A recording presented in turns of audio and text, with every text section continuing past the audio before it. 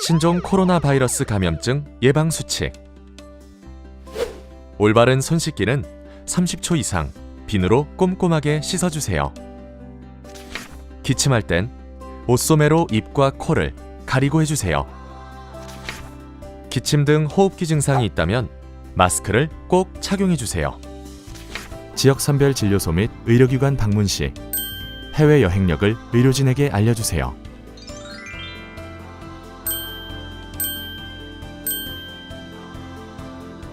국민 여러분의 실천과 참여가 지금 필요합니다. 코로나19 예방을 위한 국민 행동수칙.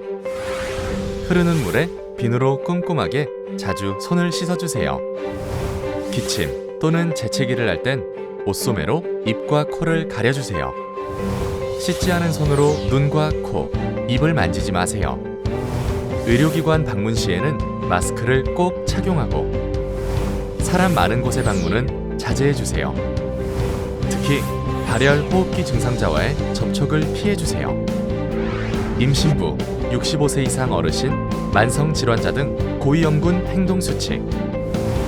사람 많은 곳의 방문을 자제하시고 의료기관 방문 및 외출 시에는 마스크를 꼭 착용해주세요. 유증상자 행동수칙.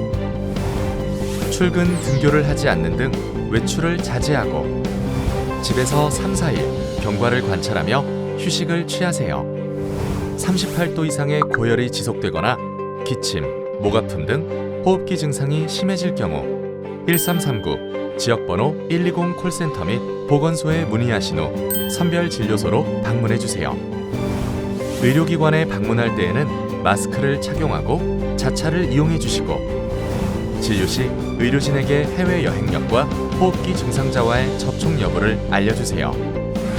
국내 코로나19 유행 지역에서는 외출 및 타 지역 방문을 자제해주세요. 격리자는 의료인, 방역당국의 지시를 철저히 따라주세요.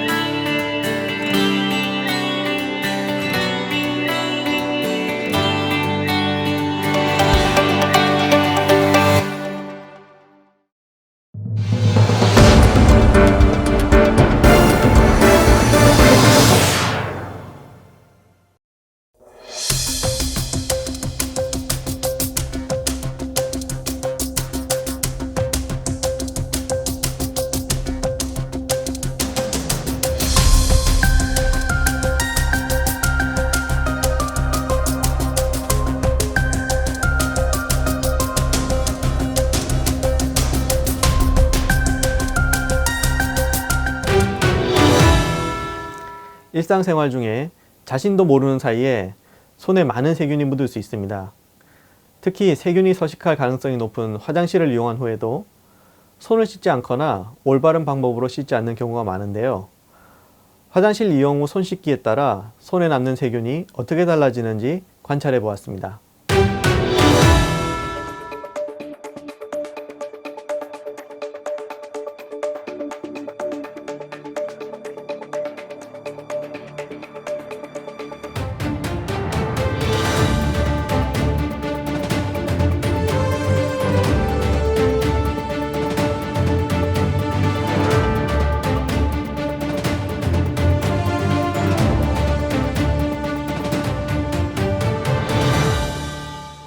효과적인 손 씻기 방법을 알아보기 위해 3가지 실험을 진행했습니다.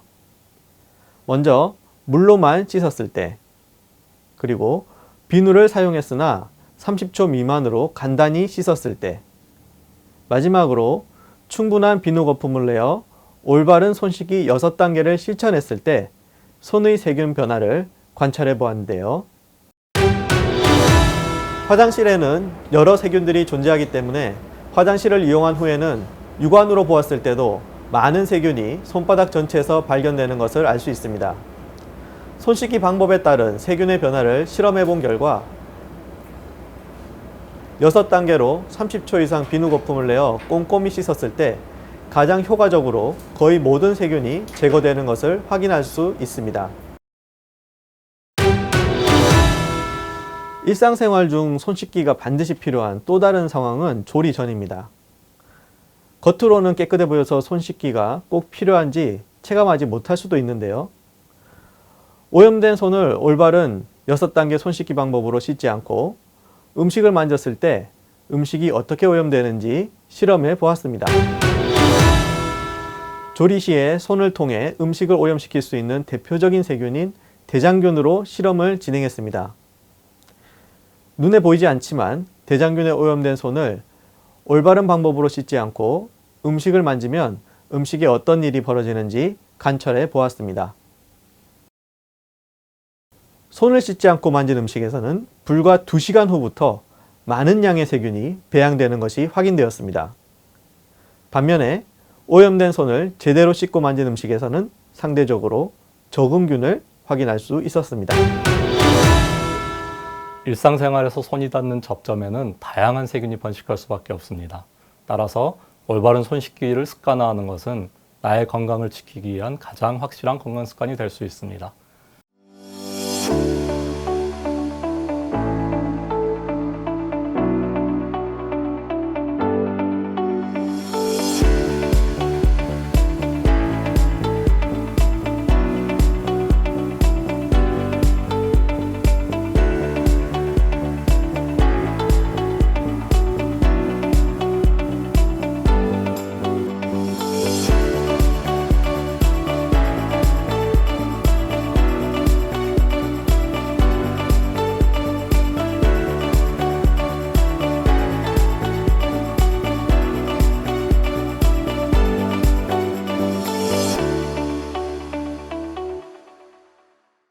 손 씻기 6단계 실천을 습관화하면 A형 간염, 세균성 이질, 인플루엔자 등 다양한 감염병을 예방할 수 있습니다.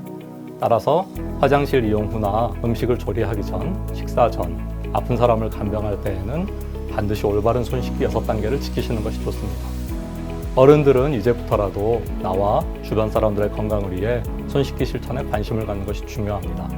특히 어린이가 있는 가정과 기관에서는 아이들이 어려서부터 올바른 손 씻기 습관을 형성할 수 있도록 교육해 주시는 것이 중요합니다.